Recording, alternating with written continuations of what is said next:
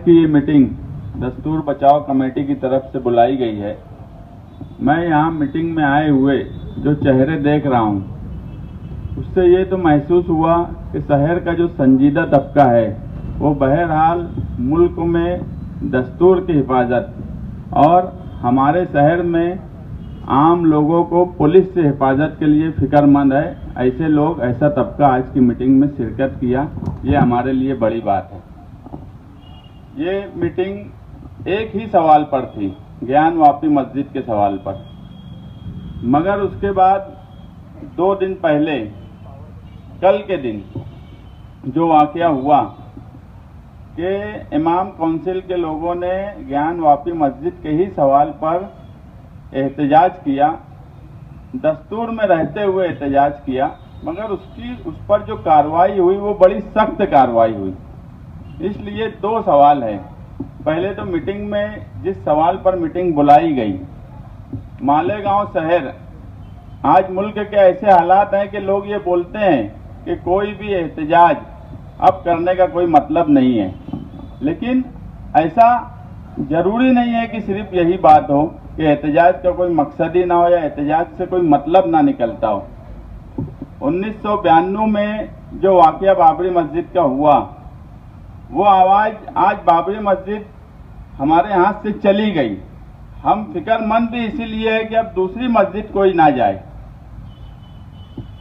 और कानून में रहते हुए जो बात कहना चाहते हैं कि लोग ये बोलते हैं कि कोर्ट का फैसला, आज कोर्ट का इस्तेमाल कुछ लोग तो मजाक करने के तौर पे कर रहे हैं। धड़ाधड़ पिटीशन दाखिल हो रही है, वो ज्ञानवापी के सवाल पे, उनके सिविल कोर्ट में हो, हाई कोर्ट में हो, सुप्रीम कोर्ट में हो, इस तरह से पिटीशन फाइल हो रही है कि उस पर अब बड़े बड़े सरकर्ता अफराद जो मुल्क के लिए फिक्रमंद है वो अब उस पर एतराज करने लगे कि ये कोई मजहब के लोग जा रहे हैं, ऐसा हम नहीं मानते।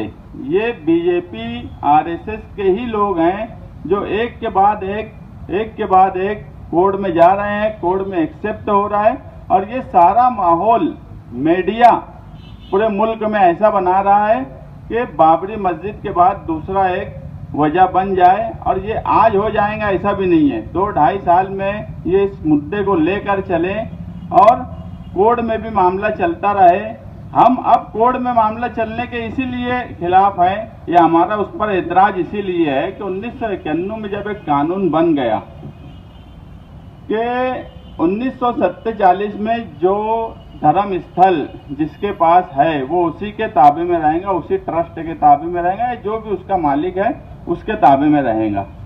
बाबरी मस्जिद की बात उस वक्त भी उस कानून में छोड़ दी गई थी, क्योंकि फैजाबाद सिविल कोर्ट में वो मामला 1946 से फाइल था, और 15 अगस्त 1947 में वही एक मामला पेंडिंग था, इसलिए वो छोड़कर बाकी हर जगह 1991 का कानून लागू है। उसके बाद सर्वे कराना, कोर्ट का ऑर्डर होना, हम कोर्ट का एहतराम करते हैं, मगर ये भी हमारा हक है कि अगर कोई कोर्ट गलत फैसला करती है तो उस पर हम एतराज कर सकते हैं, उसके खिलाफ भी हम बोल सकते हैं। उस ऑर्डर के खिलाफ हम कोर्ट के एहतराम के साथ उस पर तनकीद कर रहे हैं। जो सर्वे रिपोर्ट है, उस सर्वे रिपोर्ट की वजह से मुल्क में वो सर्वे रिपोर्ट जब कोर्ट में सबमिट नहीं हुई और बात मीडिया में फैल गई, उसके बाद से आप देख रहे होंगे हिंदुस्तान में सिर्फ उसी पर बात हो रही है, दूसरी कोई खबर ही नहीं बची है। तो ये जानबूझ के किया जा रहा है। अब ऐसे हालात में आज मुल्क के जो हालात हैं उसको समझते हुए ज्ञानवापी मस्जिद के सवाल पर दस्तूर बचाओ कमेटी मालेगांव शहरियान की तरफ से क्या फैसला करेंगी, वो मीटिंग के सदर जब अपनी तकरीर करेंगे उस वक्त बताएंगे। ऐसा हो गया कि बोलने पर भी पाबंदी है, ना हम कुछ बोल सकते हैं, ना हम कोई एहतजाज कर सकते हैं। इतना डर खौफ पैदा कर दिया मालेगांव के लोगों पर कि कोई गलत काम भी अगर मालेगांव शहर में हो रहा है तो उस पर भी लोग बोलने के लिए डर रहे हैं। मालेगांव शहर में कभी पुलिस का राज या पुलिस का डंडा चल ही नहीं सकता। इतना डर और खौफ अगर पुलिस मालेगांव शहर में पैदा करेंगी तो इसके नताइज अच्छे नहीं निकलेंगे। पुलिस का काम है कि आवाम को समझते हुए कोई कामकाज किया जाए। मालेगांव शहर में ही कानून का इस्तेमाल, जिस तरह मुल्क में दस्तूर के साथ खिलवाड़ हो रहा है, मालेगांव की मैं पहले से बोलता आया हूं कि एजेंसियां जो है वो कानून का खिलवाड़ कर रही है, कानून को अपने हिसाब से इस्तेमाल कर रही है। हम 12 नवंबर का वाकया देख चुके, आज भी 7वां महीना ये लोग जेल में बंद है।